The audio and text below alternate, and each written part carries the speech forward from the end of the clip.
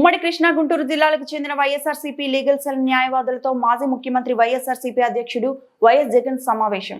పార్టీకి అన్ని రకాలుగా ఒక పెద్దన్న పాత్ర ఎవరైనా పోషిస్తూ ఉన్నారు అంటే అది న్యాయవాదులే అని చెప్పాలి. అడగకపోతే అమ్మైనా అన్నం పెట్టదన్నట్టుగా, కోరకపోతే దేవుడైనా కూడా వరం ఇవ్వడం అన్నట్టుగా, పిటిషన్ వేయకపోతే, న్యాయస్థానంలో మీరు నిలబడకపోతే న్యాయం కూడా దక్కే పరిస్థితి కూడా ఉండదు. కలియుగం అన్నది ఏమిటి అన్నది ఈ చంద్రబాబు నాయుడు గారి పరిపాలన చూస్తే ఈ 14 నెలల్లో ఓహో ఇదేనా కలియుగము అని చెప్పి అనిపించే పరిస్థితి ఎవరికైనా కూడా అనిపిస్తుంది. ఎందుకనంటే న్యాయం లేదు, ధర్మం లేదు. తమకు గిట్టని వాళ్ళు ఎవరైనా ఉంటే, తమకు నచ్చని వాళ్ళు ఎవరైనా ఉంటే, తమకు వ్యతిరేకంగా స్వరం వినిపించే వాళ్ళు ఎవరైనా ఉంటే తట్టుకునే పరిస్థితి లేదు, జీర్ణించుకునే పరిస్థితి లేదు. ఎలాగైనా తీసుకొని పోయి వాళ్ళని జైల్లో వేయాలి, ఎలాగైనా తీసుకొని పోయి వాళ్ళని చిత్రహింసలు పెట్టాలి, ఎలాగైనా కూడా వాళ్ళ పరువును తీయాలి అనే ఒక నీచమైన సంస్కృతి ఈరోజు మనం చూస్తూ ఉన్నాం. ఒక మనిషిని జైల్లో పెట్టడము అని అంటే తన పరువును, తన ప్రతిష్టలతో ఆడుకోవడం. అవన్నీ తెలిసి కూడా ఏ తప్పు చేయకపోయినా కూడా బురద వేసి తప్పు చేశాడు అని చెప్పి దానికోసం దొంగ సాక్ష్యాలను క్రియేట్ చేసి కేవలం వీళ్ళు పెట్టే ప్రలోభాలు, వీళ్ళు పెట్టే భయం తప్ప వేరే బేసి లేదు, వేరే సాక్ష్యము లేదు.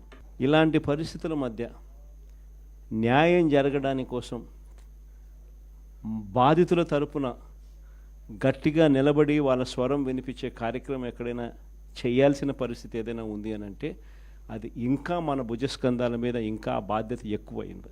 కానీ ఏదైనా కూడా న్యాయం, ధర్మం అనేది వాళ్ళ తరపున ఎవరైనా వాళ్ళ తరపున గట్టిగా నిలబడి వాళ్ళకు న్యాయం చేసే పరిస్థితి రావాలి అని అంటే అది మళ్ళీ మీ భుజస్కంధాల మీదనే ఉంది.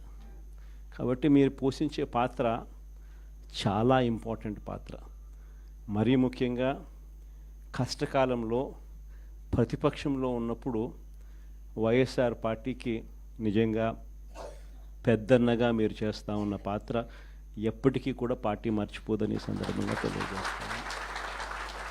ఎవరికి కూడా ఊహించని విధంగా కూడా, ఇంతకుముందు గతంలో ఎప్పుడు జరగని విధంగా కూడా లీగల్ కమ్యూనిటీకి మరీ ముఖ్యంగా ఫస్ట్ టైం లా కంప్లీట్ చేసుకుని తమ కాళ్ళ మీద తాము నిలబడడానికి సిద్ధంగా ఉన్న యంగ్స్టర్స్కు, యంగ్ లాయర్స్కు ప్రభుత్వం అప్పట్లో క్రమం తప్పకుండా సహాయ సహకారాలు అందిస్తూ లా నేస్తం పేరిట అండగా నిలిచిన చరిత్ర కూడా ఇంతకుముందు ఎప్పుడూ జరగల. అదొక్క వైఎస్ఆర్సీపీ ప్రభుత్వం వచ్చిన తర్వాత మాత్రమే ఆ చరిత్ర కూడా చూసాం.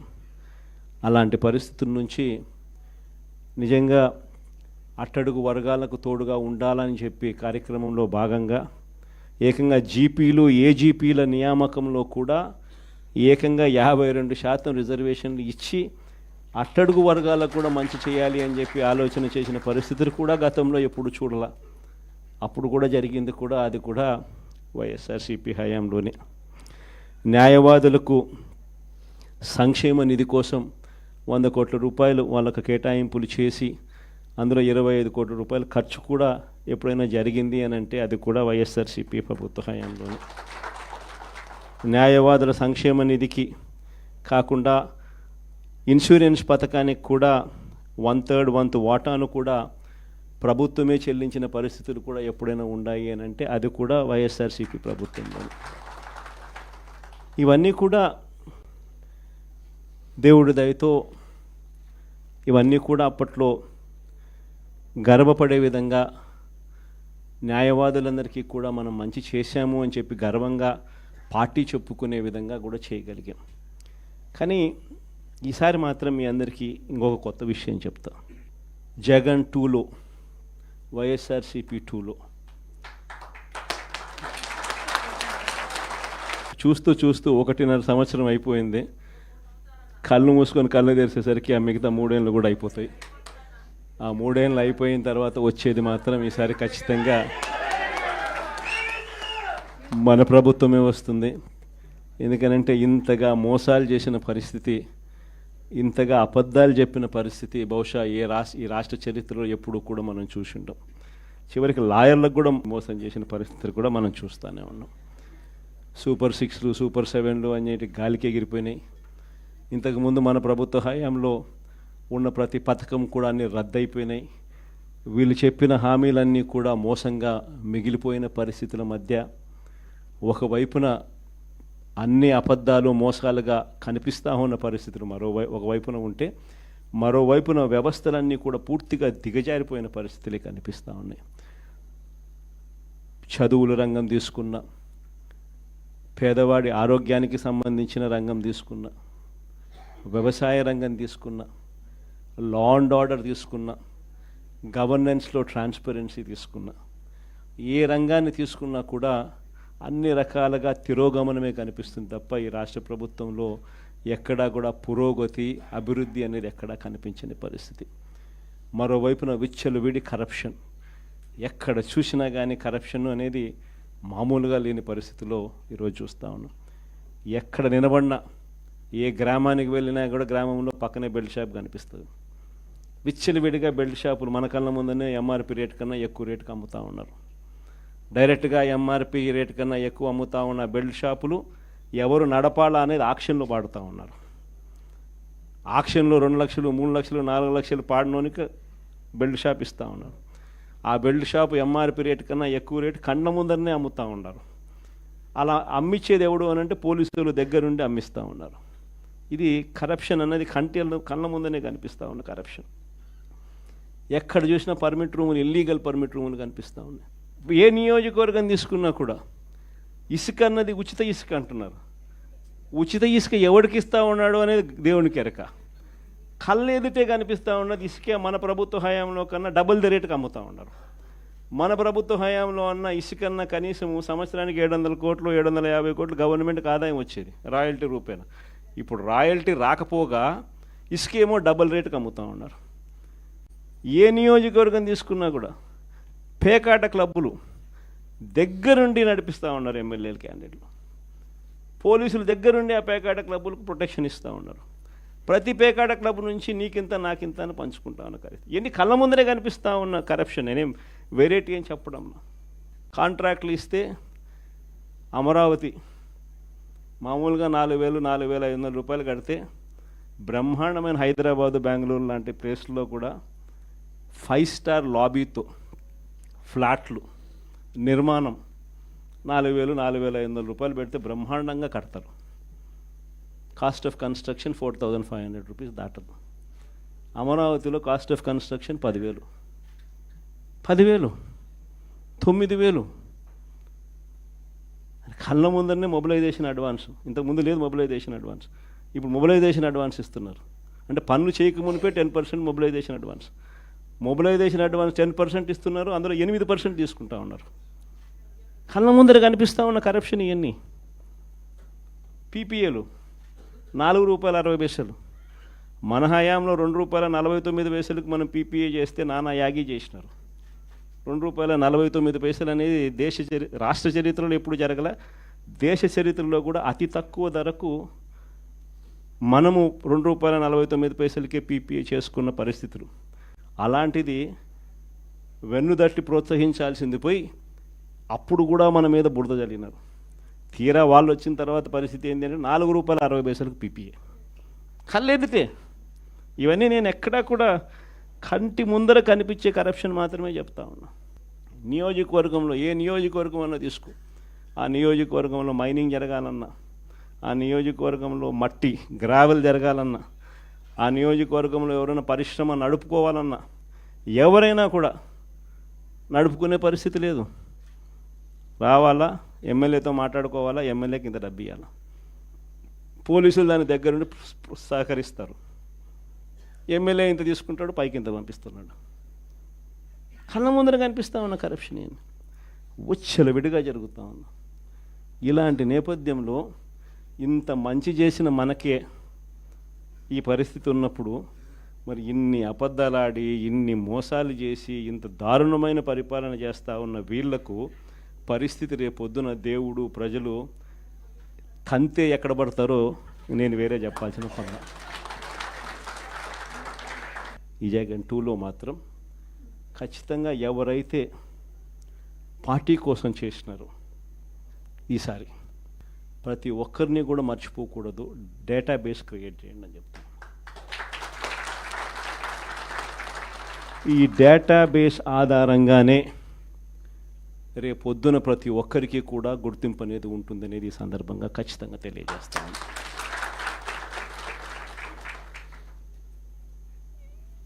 ఇక్కడే కాదు, రాష్ట్ర వ్యాప్తంగా కూడా రాబోయే రోజుల్లో నెక్స్ట్ 1 వీక్లో నెక్స్ట్ వీక్ బహుశా ఒక యాప్ కూడా తయారు చేస్తా ఉన్నాం.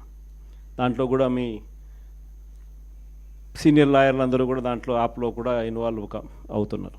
యాప్ తయారీ కార్యక్రమంలో రాష్ట్ర వ్యాప్తంగా వైఎస్ఆర్సీపీ కార్యకర్తకు ఎవరైనా ఎక్కడ అన్యాయం జరిగినా ఆ యాప్ డౌన్లోడ్ చేసుకొని తన పేరు, తనకు ఏమన్యాయం జరిగింది, తనకు ఎవరి వల్ల అన్యాయం జరిగింది, ఆ అధికారి హోదా ఏమిటి, నీకు జరిగిన అన్యాయం ఏమిటి, ఆటోమేటిక్లీ మన డిజిటల్ లైబ్రరీలోకి వచ్చేస్తుంది. ఇక్కడ వచ్చిన తర్వాత రేపొద్దున మనం అధికారంలోకి వచ్చిన తర్వాత వీళ్ళందరి మీద రేపొద్దున జగన్ 2లో ఎవడెవడైతే అన్యాయం చేసినాడు, ఎవడెవడైతే అధికారి తన అధికారాన్ని దుర్వినియోగం చేశాడు, ఎవడెవడైతే అన్యాయంగా మనుషులను చిత్రహింసలు పెట్టారు, వాళ్ళందరినీ కూడా రేపొద్దున చట్టం మీద నిలబడతాం.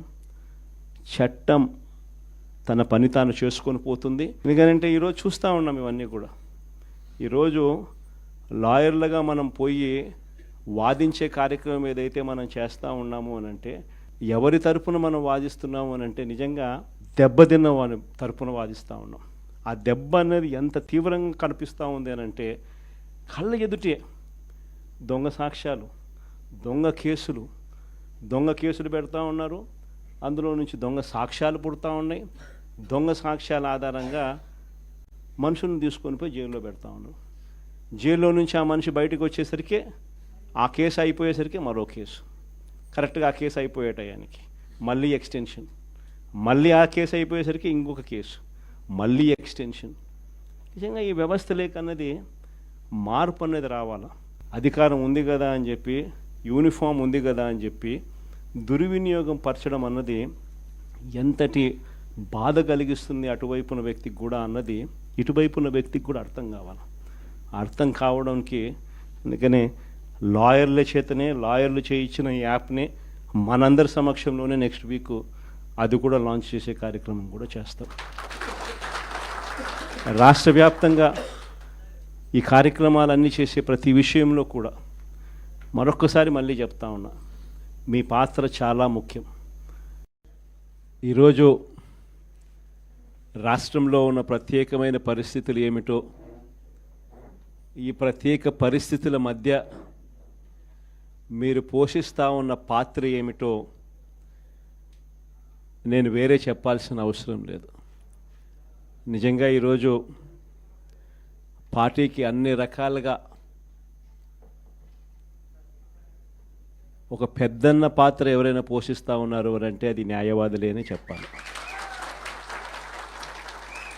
అడగకపోతే అమ్మైనా అన్నం పెట్టదన్నట్టుగా, కోరకపోతే దేవుడైనా కూడా వరం ఇవ్వడు అన్నట్టుగా, పిటిషన్ వేయకపోతే, న్యాయస్థానంలో మీరు నిలబడకపోతే న్యాయం కూడా దక్కే పరిస్థితి కూడా ఉండదు. కలియుగం అన్నది ఏమిటి అన్నది ఈ చంద్రబాబు నాయుడు గారి పరిపాలన చూస్తే ఈ 14 నెలల్లో ఓహో ఇదేనా కలియుగము అని చెప్పి అనిపించే పరిస్థితి ఎవరికైనా కూడా అనిపిస్తుంది. ఎందుకనంటే న్యాయం లేదు, ధర్మం లేదు. తమకు గిట్టని వాళ్ళు ఎవరైనా ఉంటే, తమకు నచ్చని వాళ్ళు ఎవరైనా ఉంటే, తమకు వ్యతిరేకంగా స్వరం వినిపించే వాళ్ళు ఎవరైనా ఉంటే తట్టుకునే పరిస్థితి లేదు, జీర్ణించుకునే పరిస్థితి లేదు. ఎలాగైనా తీసుకొని పోయి వాళ్ళని జైల్లో వేయాలి. ఎలాగైనా తీసుకొని పోయి వాళ్ళని చిత్రహింసలు పెట్టాలి, ఎలాగైనా కూడా వాళ్ళ పరువును తీయాలి అనే ఒక నీచమైన సంస్కృతి ఈరోజు మనం చూస్తూ ఉన్నాం. ఒక మనిషిని జైల్లో పెట్టడము అని అంటే తన పరువును తన ప్రతిష్టలతో ఆడుకోవడం. అవన్నీ తెలిసి కూడా ఏ తప్పు చేయకపోయినా కూడా బురద వేసి తప్పు చేశాడు అని చెప్పి దానికోసం దొంగ సాక్ష్యాలను క్రియేట్ చేసి కేవలం వీళ్ళు పెట్టే ప్రలోభ